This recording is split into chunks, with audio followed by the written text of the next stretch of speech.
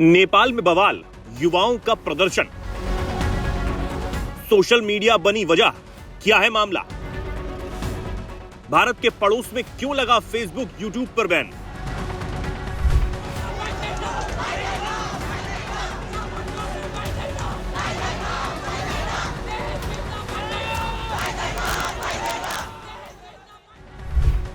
ये तस्वीरें नेपाल से, जी हां, भारत के पड़ोसी नेपाल से, जहां युवा सड़कों पर उतर आए और न सिर्फ सड़कों पर बल्कि संसद भवन पर कब्जा कर लिया गया है। 18 से 30 साल के बीच बताए जा रहे युवा न नेपाल के कानून से डर रहे हैं, न पुलिस की गोली से। पुलिस इन्हें रोकने के लिए हर हथकंडा अपनाती हुई नजर आ रही है, लेकिन फिर भी नाकामयाब है। वजह है नेपाल की राजधानी काठमांडू के कई इलाकों में कर्फ्यू लगा दिया गया है, क्योंकि नेपाल के इतिहास में संसद में घुसपैठ का ये पहला मामला है। और इसकी वजह है सोशल मीडिया प्लेटफॉर्म्स। जी हां, नेपाल में भ्रष्टाचार और सोशल मीडिया बैन के खिलाफ प्रदर्शन कर रहे जेनजी यानी 18 से 30 साल के युवा संसद भवन के परिसर में घुस आए।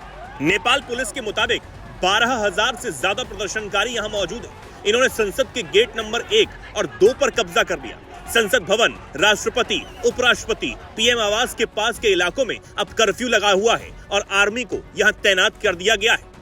लेकिन आखिर सोशल मीडिया प्लेटफॉर्म्स इस हिंसा की वजह कैसे बने, ये समझना बेहद ज्यादा जरूरी है। दरअसल नेपाल सरकार ने 3 सितंबर को फेसबुक, इंस्टाग्राम, यूट्यूब समेत 26 सोशल मीडिया साइट्स पर बैन लगाने का फैसला किया था।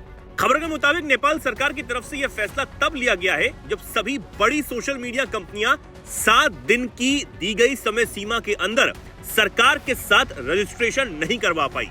दरअसल नेपाल के सुप्रीम कोर्ट ने एक कंटेम्प्ट ऑफ कोर्ट केस में सरकार को आदेश दिया था कि देश में चल रहे सभी घरेलू और विदेशी ऑनलाइन प्लेटफॉर्म्स को अनिवार्य रूप से रजिस्टर कराया जाए और उनकी निगरानी भी की जाए। इसके बाद नेपाल के सूचना एवं संचार मंत्रालय ने पब्लिक नोटिस जारी कर सोशल मीडिया कंपनियों को 7 दिन का समय दे दिया था।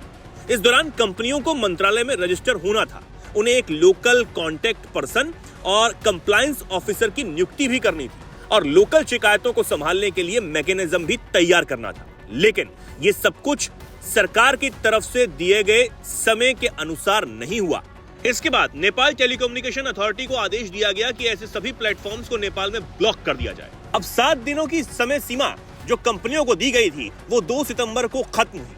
तभी 3 सितंबर से यह आदेश को लागू कर दिया गया। अब यह फैसला सुप्रीम कोर्ट के निर्देश पर लिया गया, लेकिन इस फैसले से नेपाल में अभिव्यक्ति की स्वतंत्रता और सरकारी सख्ती पर नई बहस छिड़ गई है। लेकिन आखिर यह मामला सुप्रीम कोर्ट क्यों पहुंचा, यह भी जान लीजिए। दरअसल सुप्रीम कोर्ट के इस आदेश के पीछे कई याचिकाएं थी जो साल 2020 में सुप्रीम कोर्ट में दायर की गई। इनमें शिकायत यह दी गई थी कि कई विदेशी और घरेलू सोशल मीडिया प्लेटफॉर्म्स बिना लाइसेंस के विज्ञापन और इस पर कंटेंट चला रहे हैं।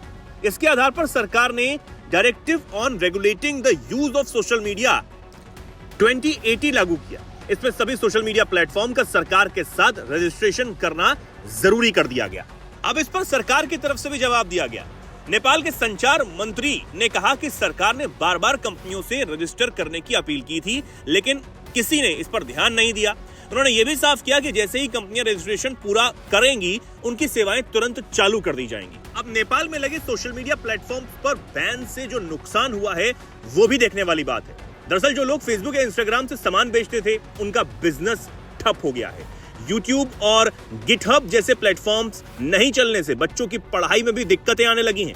विदेश में रहने वाले लोगों से बात करना भी महंगा और बहुत ज्यादा मुश्किल नेपाल में रह रहे लोगों का हो चुका है। लोगों में नाराजगी इतनी बड़ी है कि बहुत लोगों ने वीपीएन से बैन तोड़ने की जरूर कोशिश की। वहीं कई ग्रुप्स ये भी कह रहे हैं कि यह फैसला अभिव्यक्ति की आजादी और प्रेस की स्वतंत्रता पर हमला है। तो अब जो नेपाल में हालात बने हुए हैं, उस पर आप क्या सोचते हैं, क्या कुछ कहना चाहते हैं? कमेंट सेक्शन में हमें जरूर बताएं।